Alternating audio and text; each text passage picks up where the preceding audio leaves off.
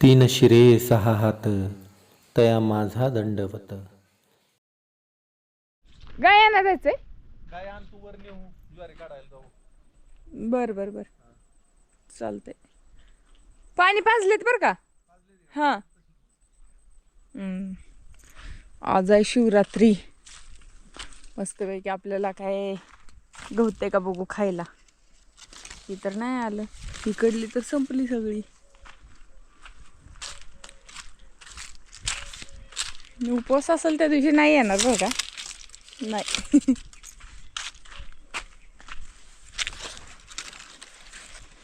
आलंय पण आता लगेच खायासारखं नाही. थोडंसं हे आहे, थोडं कडक आहे. संध्याकाळी खाऊ आपण. इकडे एक आहे. नाही नाही ही बी नाही आलीच नाही ती.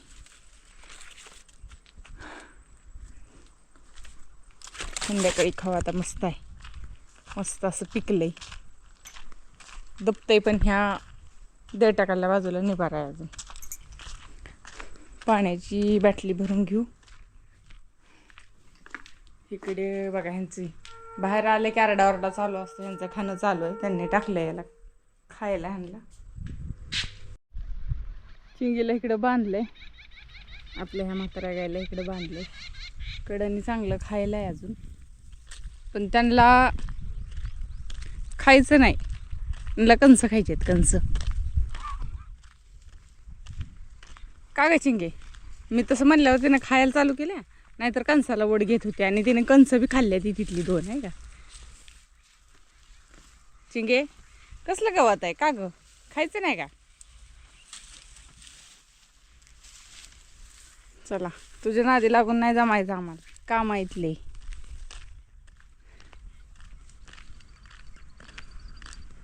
पक्षी इतकं पक्षी येते ना. आज थोड्या वेळानं बघा. आता अजून जरा ऊन आहे. ऊन उतरल्यावर तुम्ही पक्षी बघा किती येते ते आपल्या ज्वारीकडे.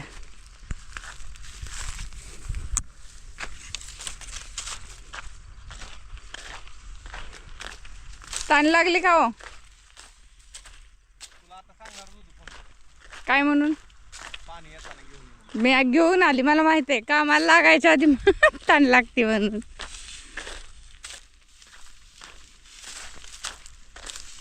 आणि थोडस खायला बी आणलंय तुम्हाला. धरा खायला आता नको काय. बघा काय आणले. चाखून बघा. दही असेल काय असेल. दही नाही, दही कुठं आणता. साबुदाणे खीर आहे खीर. आता काय सुद्धा नको. खावा. आणलंय एवढं मी राहणार. आता कुत्री आलेत माग ठेवणार नाहीत. थोडं नाही नाही नाही आखर झाले ती. खरं झाले ती. खाऊन टाका.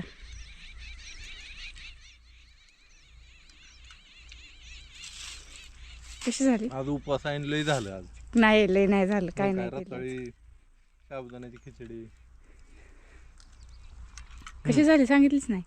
चांगला घे. चला मग आता हे तर 2-3 पेंड्या खाल्ले की. मग म्हणलं आता कशाला.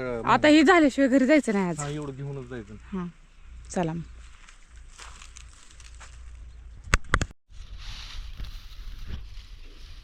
ज्वारी काढायचं आलं आपलं. एवढं झालंय काढून. माझी पात पुढं, तुम्ही कुठं माग. पडलंय ह्याला कुठलं जसं पडलंय तसं काढावं लागतं. पण माझी कुठं आली बघा बरं. हाय का कुठं आली म्हणजे. ठीक आहे. तुम्ही तिकडं मागच आहे अजून. म्हणजे मी पुढे गेली तुमच्या काढत काढत. जा तशीच जा. मग धर तशी पात. मी इकडे धरते अशी. तुम्हाला लवकर कळालं बी नाही. ती पड आहे ती मीच मागे राहिली बरं का. त्यांना उलट घेतलंय. काय करू ही काय सुद्धा ठेवायला नको. उद्याच्याला चांगल्या ह्याच्यावर जाऊ. हा हा पडलेलं आज नाही ठेवायचं काय. रोज रोज ही पडलेलं काढायला जीवावर येत. नाक मातीला जमिनीलाच घासावं लागतंय. मग काय. चला मग बोलणार नाही का काय. ठेवू का. हा ठेवू काय म्हणलं मग. बोलत नाही काय. बोल की आता. कामाचा दिवस आहे तर काम करून घ्यायचं. दिवस कलंडलेला आहे. करून जायचं रात्रीच्याला परत. आज महाशिवरात्री आहे तर महाशिवरात्रीच्या सगळ्यांना हार्दिक हार्दिक शुभेच्छा. कदाचित दिवस बदललेला असेल. महाशिवरात्री आज आहे तर तुम्हाला व्हिडिओ दुसऱ्या दिवशी पडलेला असेल. आजचा व्हिडिओ अजून सोडायचा राहिलेला आहे एडिटिंग करून महाशिवरात्रीचा, म्हणजे आजचा व्हिडिओ एडिटिंग करायचा आहे अजून महाशिवरात्रीच्या आदल्या आदल्या दिवशीचा. त्याला एडिटिंग करायची, सोडायचं आहे अजून ते. आता एक एक एक एक एक आले ते बरेच ऑर्डर आहे. 2-3 क्विंटलची आली का ऑर्डर? 300-350 किलो डाळीची ऑर्डर आलेली आहे. आलेली आहे. त्यातली काही पाठवली, काही पॅकिंग करून ठेवली. आज शनिवार रविवार आल्यामुळे ती राहिली पाठवायची. पाठवायची. आता सोमवारी काहींची राहिलेली. आता डाळ भिजाय घातली. 2 यायला लागलं ना लोकांचं. वरण होते ना चांगलं. होय हा, यायला मग लागलं.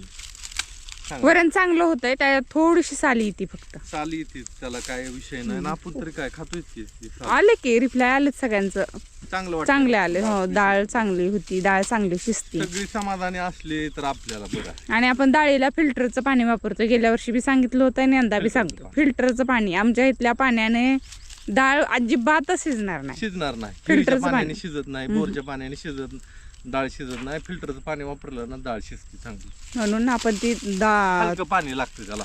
पावसाचं पाणी, हलकं पाणी फिल्टरचं.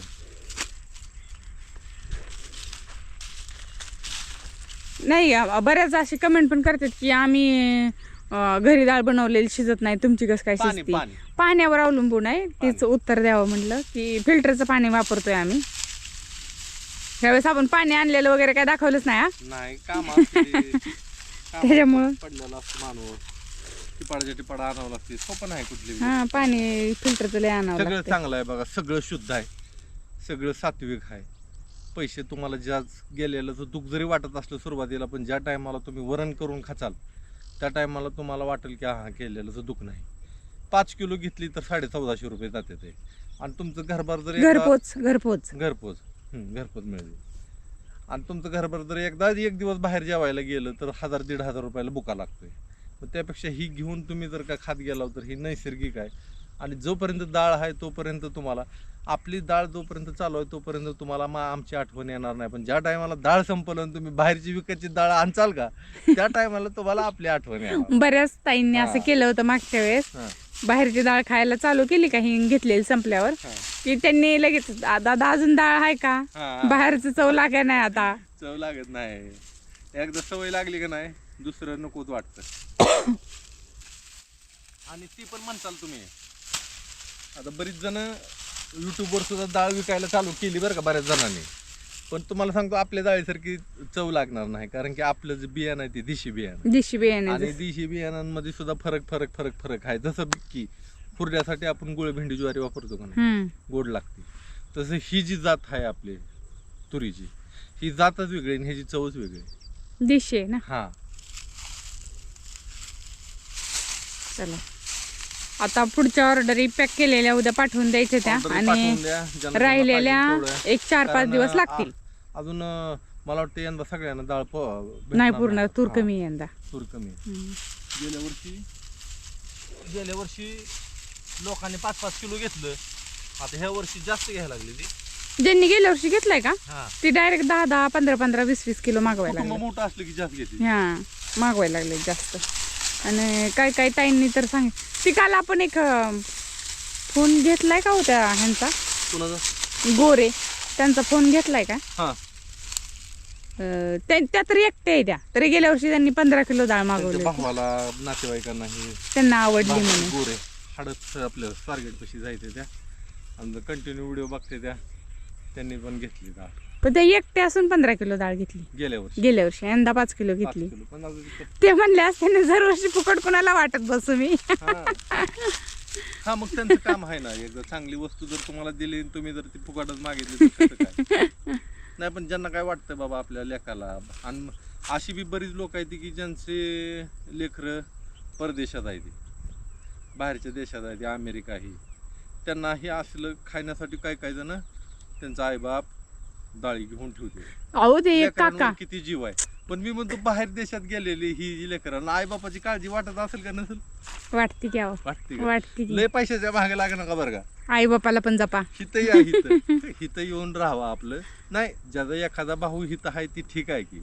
पण ज्याचं कुणीच हिथं नाही, इकुलतं एकच लेकरू आहे, परदेशात आहे, तिथं आई बाप आपली म्हातारी वय झालेलं आहे ती त्यांनी काय करावं, आहे का नाही?